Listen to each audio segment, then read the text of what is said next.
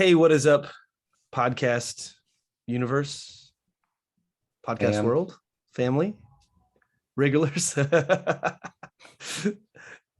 I don't have the dragon side. I don't have Steve here to tell me that I can't call you guys wrigglers. So you guys are the wrigglers again. I'm down with that. I like that. I think it fits. We're back, guys, with another episode of season 5. This will be episode 3 of season 5 of Meet Us at the Rig. I have my co-host Jason Wills here with me. Jason, aka the Kid, aka the Cookie Monster. Yeah. Yeah. And we're back, guys, to talk to you about something that kind of goes. I don't want to say goes. I mean, shoot, how CrossFit was a thing, started to be a thing in 2003. I guess officially, like that's when the CrossFit Journal was posted and or I guess was created.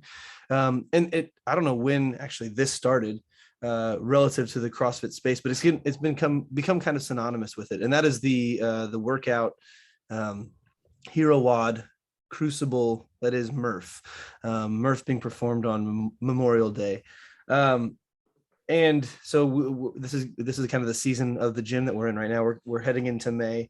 And at the end of May is almost always Memorial Day. And again, in the CrossFit space, synonymous with Memorial Day is the Hero WOD Murph. Jason, when was the first time you did the workout Murph? Do you remember? When I'm trying to think, I'm pretty sure I started CrossFit in like the winter. So like it was like 6 months in, maybe 4 months in. Yeah. It was pretty funny. So well, we can back. What is the workout? That's perfect. The workout Murph, it was originally called Body Armor, and it was actually performed by Lieutenant Michael Murphy, who Murph is named for. His nickname was Murph. The workout is a 1 mile run, 100 pull-ups, 200 push-ups, 300 air squats, 1 mile run. Traditionally, the RX or prescribed version of this workout is performed with a 20-pound vest for guys and a 14-pound vest for women. What are your takes on partitioned versus unpartitioned? And I guess we'll talk about that afterwards. But I want your take on, is it still RX if you partition, Murph? Oh, I don't know. What is RX? That's like, man, that's deep. that's a whole nother podcast. Traditionally, if you perform all of that work, and I actually don't know beyond. So I've never thought about that. Like, so if you split it up as 800-meter runs, so if you did like 2 rounds of 850, 100, 150, 800-meter run, like would that be RX? Doesn't matter. Sorry. I guess on the as prescribed, I would say it's unpartitioned, all at once, nothing broken up, all the whole run, all of the push-ups, all of the pull-ups, push-ups, and squats. Yeah, the two different ways that we typically talk about Murph, guys, are partitioned and unpartitioned. Unpartitioned, and this is what we're talking about, is the ordering of the movements, the rep schemes. We are performing it exactly as it's written, like a chipper. So a chipper, you go start at the top of the board and you work your way down to the bottom. If you perform Murph in that manner, it's called unpartitioned. So you do your entire mile run, you do all 100 pull-ups, you do all 200 push-ups, you do all 300 air squats, and then you finish your mile run.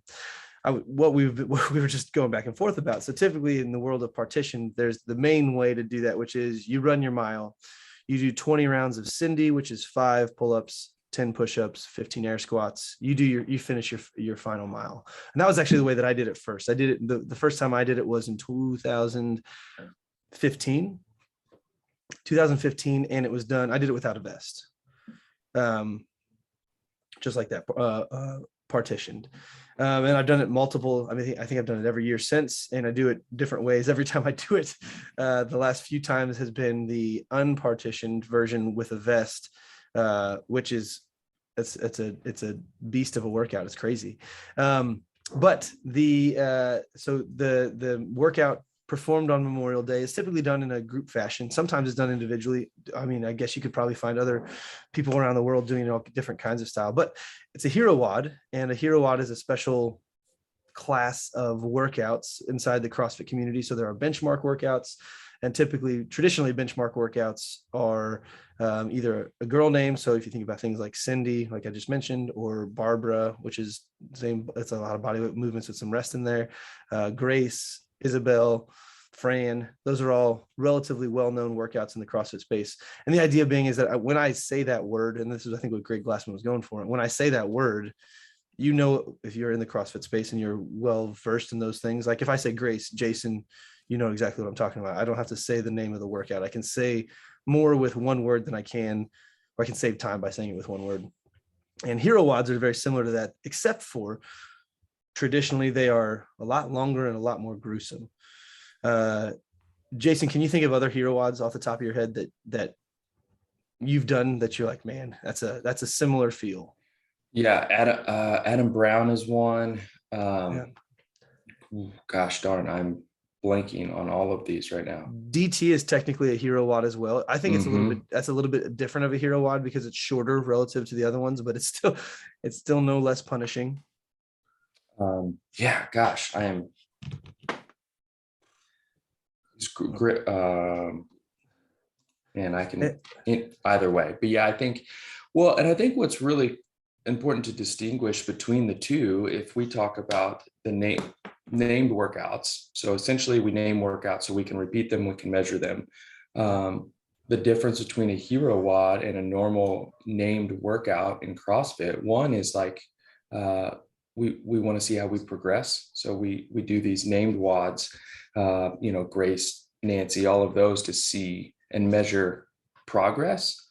And I think the difference is, and we don't really always do that with a hero WOD. For, those hero WODs have they are named, but they're not necessarily for training or for testing on a consistent basis. They have a deeper meaning, and it's to really pay tribute to someone that has sacrificed for serving. They've become different than just for the military over the last few years, but I think they're someone that was serving that lost their life serving others. And I think that's the big difference. While they're really tough and they're grueling, we typically don't use those for training or measuring. We use those for serving. And the last, I don't know how many years you and I have done Murph in silence with no workout. Usually before people come and work out for the day, we've done it, and it's kind of powerful in silence. So I was actually talking about this with a couple people from class the other day. I think that working out in silence is something that people should experience more often. It's not comfortable. It's not like I'm enjoying this experience, but you learn something about yourself when you do it that way. And I think that the idea of learning something about yourself is one of the things that drew me to CrossFit in the first place. It's a space that you put yourself in an uncomfortable position very frequently. And I think that those kind of like you learn who you are through discomfort and through dealing with the things that are challenging for you, that every time you walk into a CrossFit space or CrossFit workout, you do a hero WOD, you're in that same place where you're pushing yourself into a place where you don't know how you're going to respond, and you get to learn something about yourself in the process. And so we sent out a blog for our members, and if anybody wants to go check it out, it was just talking about what Murph is, and there's different options in terms of how you split it up, training for Murph. And as Jason just alluded to, I'm not a huge fan of the concept of training for Murph. I get people who want to do that, and that's perfectly fine if you'd like to do that. Like if you want to, and I think that honestly, if you're somebody who's like, you care about your training and you don't want your training to be ruined for the week afterwards, that, practicing a lot more pull-ups or putting more time into some volume for pull-ups and push-ups, just so that the entirety of that week you aren't so sore that you can't do anything with your upper body, is probably a good idea. But for the average individual who's training 3 to 5 times a week, I think that it's a good test of your mental resiliency, of your physical resiliency. How capable are you of putting yourself in this position, and then how are you going to respond to the position that you put yourself in? So in the article that I wrote, there are options for splitting it up, and I think that one of the biggest things that I like about like a Memorial Day Murph where, you know, the Monday, actual truly Memorial Day, we'll have workout in the morning, and there'll be, I mean, shoot, we have 60-year-old women, 60-plus-year-old women. We've had teens do it before from our teens class that we have.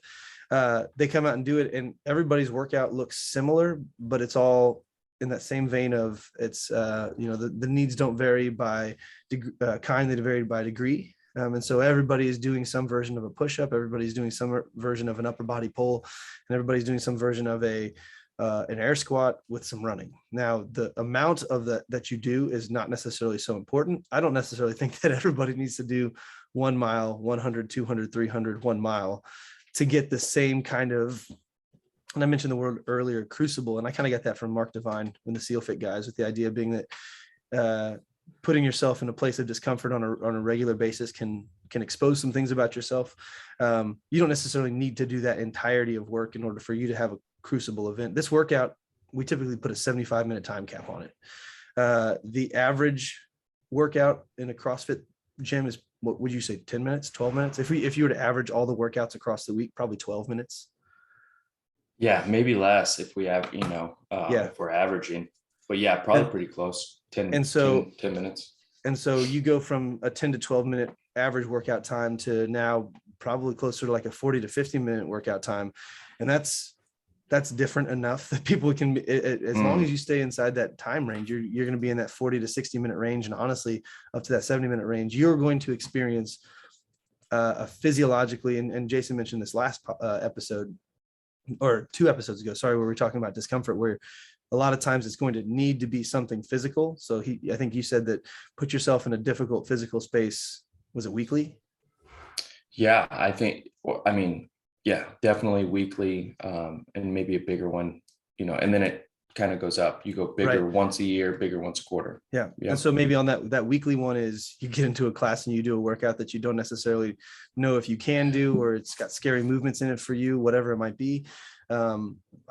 We do Murph once a year. Some people do Murph twice a year, and I could see that, like maybe around the Thanksgiving timeframe, doing that again. But I kind of like the idea. So this is kind of like a yearly physical challenge to put yourself into. And if you want to do it the same way every time, you can. If you want to try and improve from year to year, you can as well. But with the idea being that you are putting yourself in a position to grow on a yearly basis. And so I guess the last thing I want to talk about, just those options. So if you were to do this with a partner, so you could say, so Jason and I could do this together, and we could do the entirety of the work. And depending upon how in shape both of us are for the running, Jason could do a 400-meter run. I could do a 400-meter run, and we could build a mile that way. So we do 2 of those each. And then maybe we split the pull-ups where we're going to do an unpartitioned. He does 10 pull-ups. I do 5 pull-ups because my pull-ups aren't so great. We both work our way to 50 pull-ups. Then we work our way through 100 push-ups each. Then we work our way through 150 air squats each. And then we split the last mile. Now you can do that with any amount of those reps as well. So a lot of times people will come in and they'll do like a half Murph. And that would literally be taking everything and splitting it in half. You could do that half Murph with a partner. You could do partitioned Murph with a partner. So as we go through the mile, maybe he and I are feeling a little bit better about the run. We run the first mile together. We come back in and I do a round of Cindy, then he does a round of Cindy. Then I do a round of Cindy, then he does a round of Cindy, which is the 5, 10, 15 split. We do that for 10 rounds each, and then we go back out on the run. Maybe I'm not feeling so great for that second run. He does a 400, I do a 400. He does a 400, I do a 400. There's no rules to how you perform this workout. And I don't, sorry, go ahead. No, and I think what we always talk about is keeping the stimulus of the workout.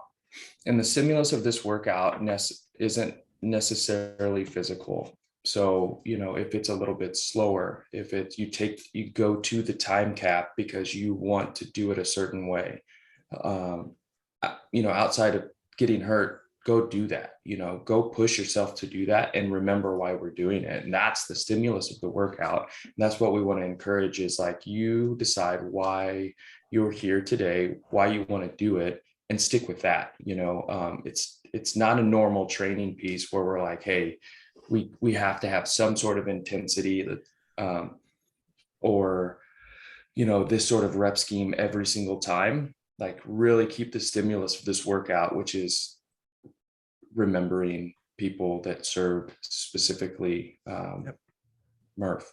So yep. And I think that there's value to putting yourself in those positions on a relatively frequent basis, whether that be this one's a yearly challenge. You could look at, like Jason mentioned, a monthly or a daily, weekly challenges, those type of things. There's value to those places that you push yourself to, the discomfort and the things that you learn about yourself in the process. So whether you join us for Murph or you join somebody else for Murph, or you just choose something challenging to do, Memorial Day weekend is a great time to do it. It's a time to remember the people who gave their lives in service of us, in service of our the country of America, the service of our freedoms. And so that's a great time to do it. But really, truly, if you find yourself doing it another time, that's all that matters.